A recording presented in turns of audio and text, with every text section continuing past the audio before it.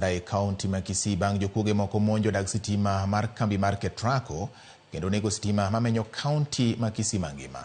Jokuogego mane omanore kod gige lweny moriwo koda kabonde ne ochuno jotije mag kambino mondo mi oneg sitima kendo gikone ne gilal kod mwandu modhuro mag keyo sitima e kauntino. Jafwambo marwa Crispin Otieno ni kod ler mar wach. Kambi tudo teko sitima Ketraco manike Gati e kaunti ma Kisii pod ywago lal maduong' bang' jokuoge monjo e dag sitima kendo lal gi mwandu ma nengone romo milionde modhuro. James Ojijo ma en fundi matiyo ka Ketraco otonye lak tho e kinde kuono. Akaniuliza, mwingine ako wapi hapa? Nikamwambia hapana, niko peke yangu. Akaniambia sawa, nyamaza, lala chini. Nikalala chini, wakanifunga mkono nyuma na miguu.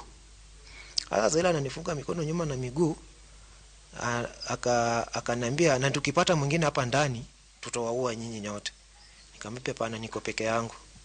Sasa hapo akauliza masimu ziko wapi? Nikamwonyesha juu ya meza huko simu zangu 2, akachukua. Ojijo masani ni kod luoro en achiel kuom jotije ma jokuogego ne osando kane rik dhi nyime kod kuo e Otieno.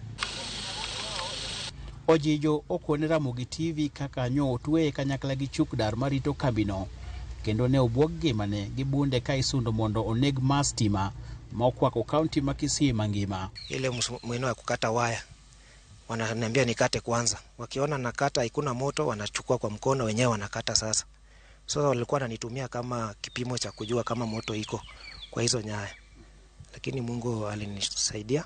Gikone kaunti no ne odong' kod mudho mandiwa. E kinde mudho no ema jokuogego ne olal kod mwandu mathoth to ahinya weyni mag kopa. Bang'e ne giringo gi simbe chukdar kod masinde mamoko. Tend Ketraco kod Kenya Power oyango ni kuo mag mwandu keyo stima osemedore gwenge kaka Marani, boma ma Kisii kod alworane, Nyakoe kod Bonchari. Walipo kata hizo waya kupata shida hiyo ambayo kwamba hatuwezi kusambaza stima kwa Wakenya. Tumepoteza karibu shilingi milioni 1.2 kwa kila saa kwa sababu ya uvamizi ya hii station ya Ketraco. Tunahisi wateja wakuwe na subra tukitatua hii maneno, lakini pia tunapongeza DCI kufika hapa na tunadhani kwamba watatatua na tupate wale ambao walifanya hii uvamizi.